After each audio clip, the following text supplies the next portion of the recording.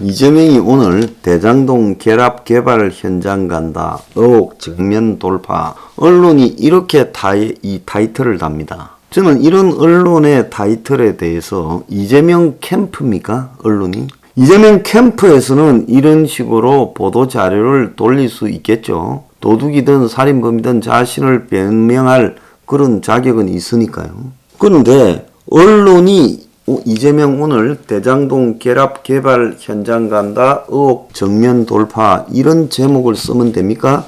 뉴스원입니다. 이 권구용 기자라는 사람이 있었는데요. 언론사는 이런 제목을 단 기자에게 제대로 가르치길 바랍니다. 기자가요, 객관성을 한다고 집단에는 그쪽 보도자료를 보고 이렇게 썼겠지만은, 이렇게 쓰면 이것이 객관성입니까? 이재명을 옹호하는 일입니까? 자, 조선일보는 이재명 대장동 결합 개발 현장 간다. 성공적 환수 사례 주장할 듯. 이재명이 뭔 의도로 가는가에 대해서 신문사에 의견을 좀 달았어요.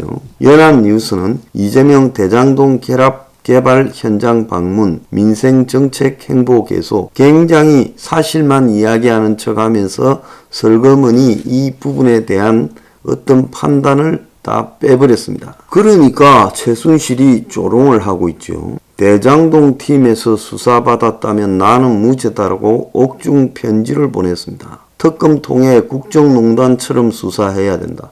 적어도 이 문제에 관한 최순실의 지금 말은 맞는 이야기다라고 저는 봅니다. 그래서 대통령이거나 대통령이 되려고 하는 사람을 한쪽은 그냥 완전히 샅샅이 뒤져서 수사하고 다른 한쪽은 저런 식으로 수사하지 않는다면 이것은 매우 불공정한 일이라고 보는 겁니다. 현재 서울중앙지검 전담수사팀을 향해 최순실이 대장동 로비도 특검을 통해 국정농단 수사 때와 똑같이 해야 된다. 현재 서울지검 전담수사팀 이런 검사들이 국정농단 수사를 했다면 나는 무죄가 나왔을 거다라고 말을 하며 9페이지짜리 편지를 동아일보 기자에게 보내 자기한테 수사하던 잣대와 현재의 검찰 수사 잣대를 비교를 했어요. 최순실은 대장동 의혹 사건 수사가 거꾸로 간다. 녹취록을 절대적 증거로 넘겨받고도 아무 진실도 밝혀내지 못하고 서로 다른 진술에 끌려다닌다. 진실을 밝히기보다는 이미 결정된 수순으로 가고 보여주기식 조사를 하고 있기 때문이다.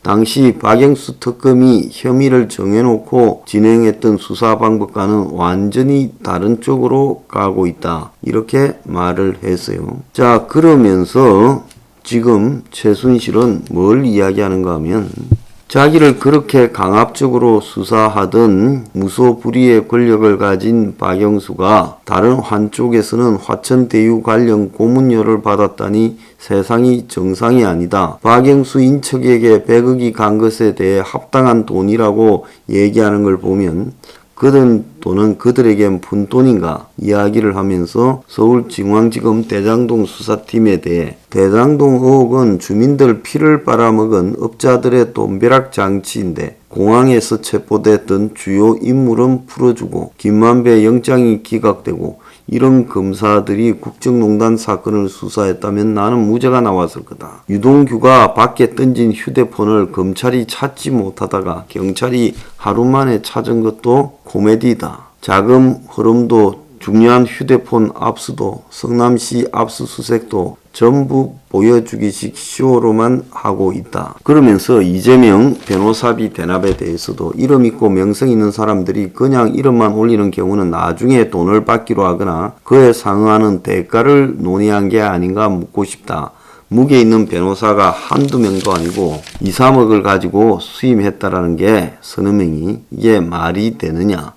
이름 있는 변호사 근처에 가려면 사건당 몇 억은 요구하고 사건도 골라가면서 하던데 우겨대기가 판을 치고 있다. 유동규에 대해서도 기소할 때 배임을 빼고 기소하는 것은 추가 기소를 하는 경우는 봤어도 기소할 때 주요 혐의를 빼는 것은 없었던 것 같아. 이런 사상 초유의 사기 행각에 뭘 갖다가 기대할 수 있을까? 이 영화 같은 타짜놀이 대장동 사건에 반드시 특검을 통해 누가 해먹었는지 그 큰 판을 깔고 나눠 먹은 자들은 배우는 누구인지 밝혀내어야 이런 악덕업자들이 사라질 거다.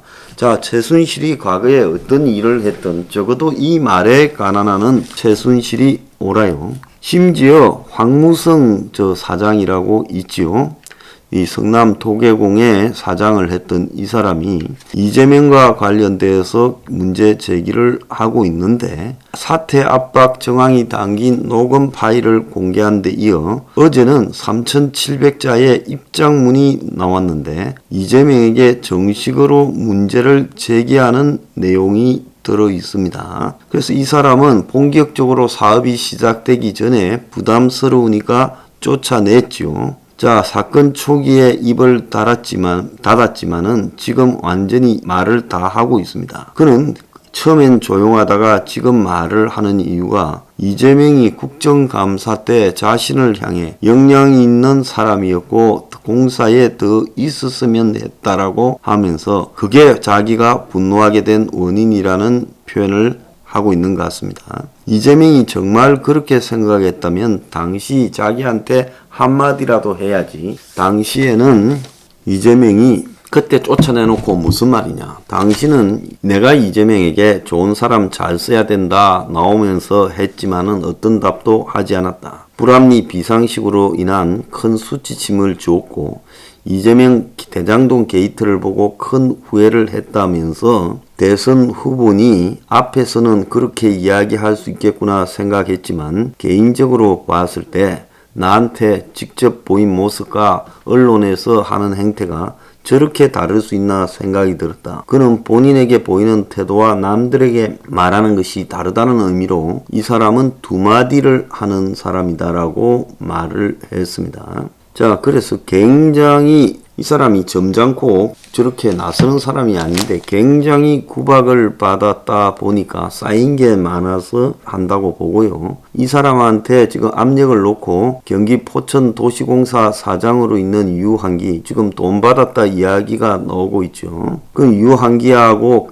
같이 한신공영에 근무했고 유한기의 추천으로 이제 이 성남도시공사에 갔다가 유동규와 황 사장이 부딪히니까 대장동 개발 사업의 걸림돌이라고 유한기한테 네가 데려왔으니까 네 손으로 사표 받아오라고 압박했다. 이게 굉장히 잔인한 일이죠. 이러면서 이제 황 사장에게 유한기가 사표를 받는 내용들이 다 담겨 있어요. 자, 황 전 사장은 대장동 공모 지침이 자기가 자리에서 물러나고 난 이후에 바뀌어버렸다. 그래서 2015년 사업 수익이 50% 이상 받는다고 1월 26일 날 투자심의위에서 논의됐는데 검찰에서 확인해 보니까 1822억으로 2월 13일 날 변경된 걸로 돼 있다. 특정 세력이 불순 행위를 한 것이다 라고 말을 했습니다. 자, 이런 일을 저지른 이재명이 지금 오늘 대장동을 가가지고 현장에서 거기에 환수한 돈으로 만들었다는 지금 성남 1공단 근린공원, 이거는 대장동 아파트부터 한 1km쯤 떨어진대요. 여기에 가가지고 지금 이걸 짓는데, 공원을 짓는데 들어간 돈이 다 대장동 아파트에서 환수된 거다. 그래서 대장동 개발 이익을 이용해서 구도심의 공원화까지 이루어낸 성공적 개발 사례다.